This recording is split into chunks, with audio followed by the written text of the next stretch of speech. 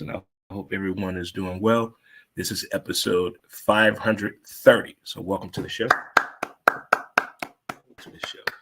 it's your first time tuning in for the podcast, thank you so much. We come at you each and every Wednesday on our live feeds as well as Facebook, YouTube, and Twitter. And we also, wherever you listen to your favorite podcaster, whether it be Spotify, iTunes, Google Play, or Apple, we have you covered right there. Who's to blame? The podcast. Hope everyone is doing well. Got high fives in the building. Chest bump. Let's hug it out. Those hugs go a long way. They go a long, long way. Deep, deep. And on this hump day, give yourself a hug. Go ahead. I'll give you time. I'll give you time to give yourself a hug. There you go. All right. Feel better now? All comfy. All cute and cuddly, as they like to call them. Cute and cuddly, as they like to call it. Happy birthday. Happy anniversary. Congratulations. Did he say yes? Did she say yes? When the last time you heard the story of a woman proposing to a man and they made it past 20 years? If you know of someone, please point it out to me. Thank you so much. We titled today's show 530. It's been a rough start for the NFL this year. This has been one of the roughest starts I haven't seen in some time. Not just style of play, but the injury bug. But before we get into that, I want to talk about this below the NFL, below D1, maybe D3, the equipment and the coaching that's going on there. Why are we not giving that as much attention as some of these high-powered schools that everyone hears about? The ones we don't hear about, they're not getting the right and adequate coaching. The equipment is atrocious. And baseball coaches on the high school level, it's a very, very short list. Most of the baseball coaches in high school, they're like filling in. They don't really know about the game. High school baseball is taking a whole different turn with select baseball. A whole different turn. High school baseball is not getting the coaching that your child needs. If your kid is coming home after baseball practice and wants to have that conversation with you about possibly transferring to another school or going somewhere adequate coach, I think you ought to listen. I really think now is more kids are having a voice for themselves. They want to plan out their future, not trying to say your kid should run your household. But if I'm over the age of 15 and I've been a pretty good kid in the household with my chores and at school and outside in the community, I've been doing the right things. I haven't gotten any trouble since I was like 10 or 12. I've learned my lesson. I'm good now, mom and dad. I'm good. And I see that I'm not getting what I need, and your friends are telling you who are up in grades ahead of you, your upperclassmen, they have that conversation where you might not want to go here. Coach don't know what he's talking about. Has that ever been an issue with you as a parent with your child? Who's to blame for that? Who's to blame for that? Let me know. Holler at it, brother. Let me know what you think about that whole thing, because it's not there. As a baseball guy, I saw the special they did on Outside the Lines a few months ago about the lack of a credible high school coach, meaning they pulled in from another class, like a science class. Hey, come coach this high school team. I don't know nothing about this. I don't know nothing about baseball. And that's beginning to be an issue with a lot of parents. I mean, to play select ball is expensive. It is through the roof. To get better at any sport is going to cost you, i.e. eating healthy, i.e. Going to the right facility to train. All that goes into a financial decision that needs to be made. But with all these baseball leagues and clinics that Major League Baseball has put their money on and involved in these rural neighborhoods and these small towns, I think help is on the way in about another 2 or 3 years to get the right people in place, because baseball is getting younger with its coaches and players. Maybe a couple teams got a little shift in the ownership group. All right. This rough start with the NFL, I didn't see it coming this way.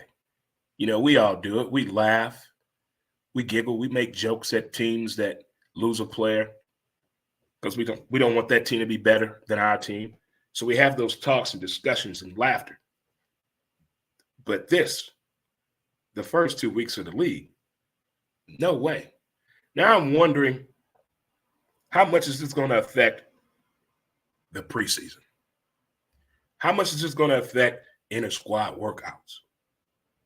How much is really going to get to the point where the NFL is going to take a look and say, okay, we understand football things happen in a play, but is it really the turf? Is it the grass? Is it the field conditions? Is it the shoes? Is it the team doctor? I mean, we as fans have a lot of questions. I mean, jerseys cost a lot of money. Hats, anything to do with your NFL team costs some money. But the way these injuries piled up in 2 weeks, the talk about the running back is coming back again now for the ones that got their money. McCaffrey got his money. I don't think what happened to Saquon for what Barkley worked out in his favor. But look at the ones in the teams that need running backs. And the running backs that are where they at the gym, at home, playing the game, playing some 2K, smoking some weed, waiting on that chance to get another shot in the NFL. Kareem Hunt just got a shot back with Cleveland. Now, that's an interesting thing with Cleveland that's going on. Not the start that they wanted. Who's to blame? Are you wrong? Are you wrong as a sports owner for giving a player $260 million in guaranteed money with that track record? With that track record. I don't want to take nothing away from Deshaun. We want to applaud athletes when they get the bag. But if the bag doesn't make sense, what is it doing? It's hurting the team, hurting the future building process of that team. With a signing like that, you can set a team back 5 to 6 years, if not done properly. Guaranteed money? Guaranteed money. Now, I know it may bring a sour eye to a lot of pieces out there, but everything that the allegations to him and the massages, look how he was playing when he was getting his massages.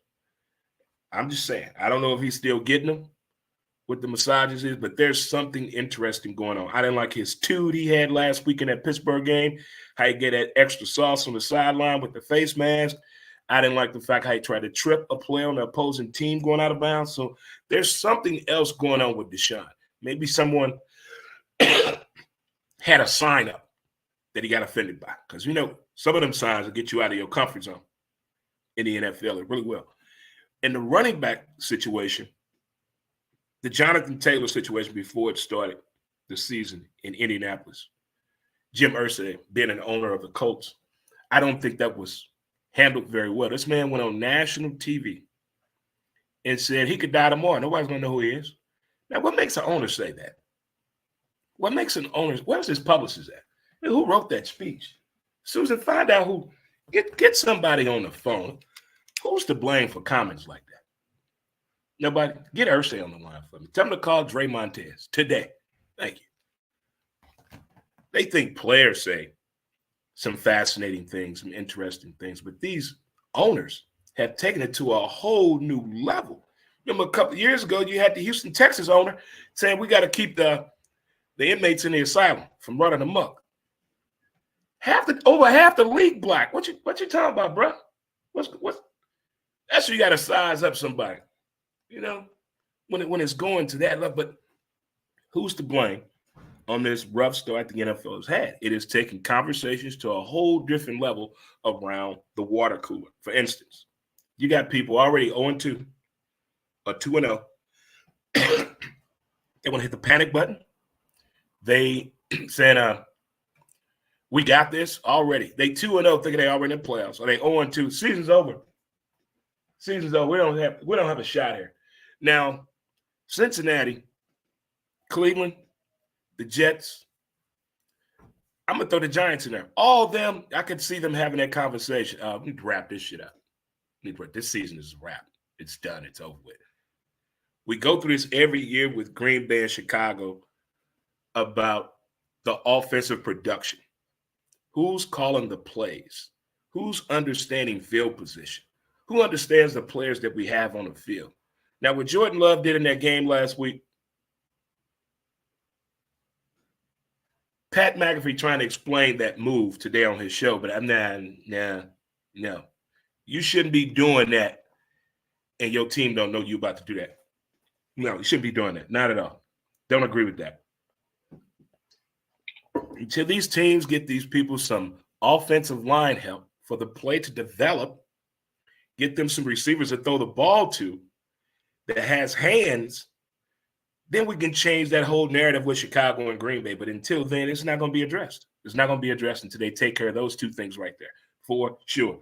Another thing that has me a little doubtful, definitely, is the Buffalo Bills and the Cincinnati Bengals. They both, I think, Buffalo quarterback is trying to satisfy the fans too much instead of going with the play. Go with what's given to you. Stop jumping. Josh Allen, stop jumping. That is uncalled for. We don't need you doing all that. We really don't. We don't need you doing that at all. We need you to finish the game healthy. Joe Burrow and Cincinnati Bengals, we talked about this last year in that 7-sack game. The line, you went and got one player. One player, and it's not working. Is it the play calling? Well, Joe Burrow's not healthy. He got hurt in spring training or preseason. He shouldn't have never played again. He should have came back this week healthy. He would have been healthy if he decided those first two games and didn't get on the field again in preseason. But he did. Trying to show us, since he signed that big contract, he's going to go out here and show y'all he made that money.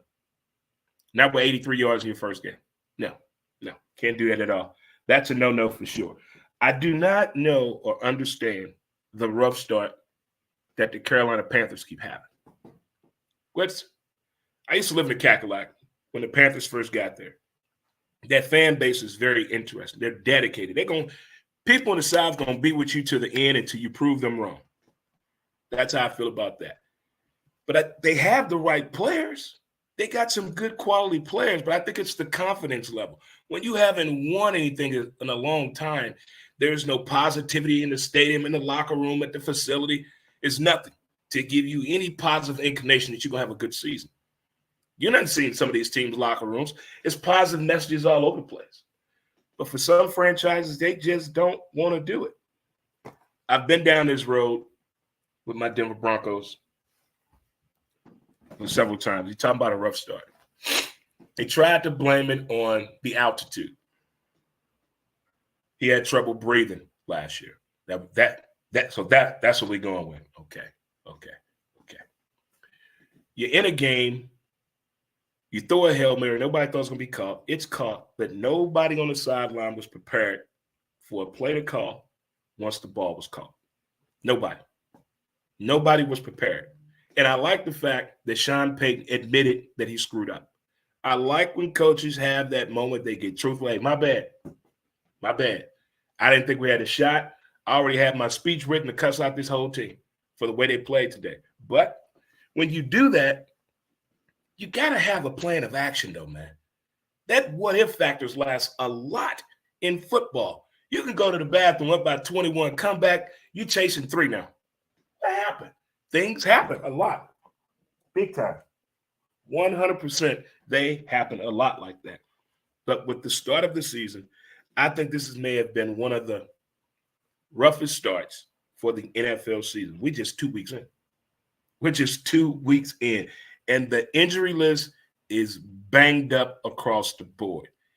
You got all these free agents out there. Everybody just trying to figure out how they're going to do it. Are we bringing up somebody from our practice squad? I'm going to go get an undrafted free. Who's ready to play? Who can read the NFL playbook to make it just as simplistic as possible for them? That's what you got to do till you get your next week off. Then you get in there and do your work. Get some film in. There you go. What's my role in this game? Okay, I'm down with it. It doesn't seem like that's how the conversation goes. It seems like the conversation goes like this. Well, it's like 25 running backs out there, but I think we can keep what we have here. We're going to do the season with one running back. Why is that, Coach? Well, I got a gut feeling. I'm playing the odds on our statistics on winning the division. I wonder, do the team captains have a voice in football the way they do in other sports? Does the team captain in football even matter? Or is it just something to put on somebody's jersey? Because it don't look like the players have a voice when it comes to decisions on, hey, you sure about this, Coach? You sure about this? Look at what we're going into.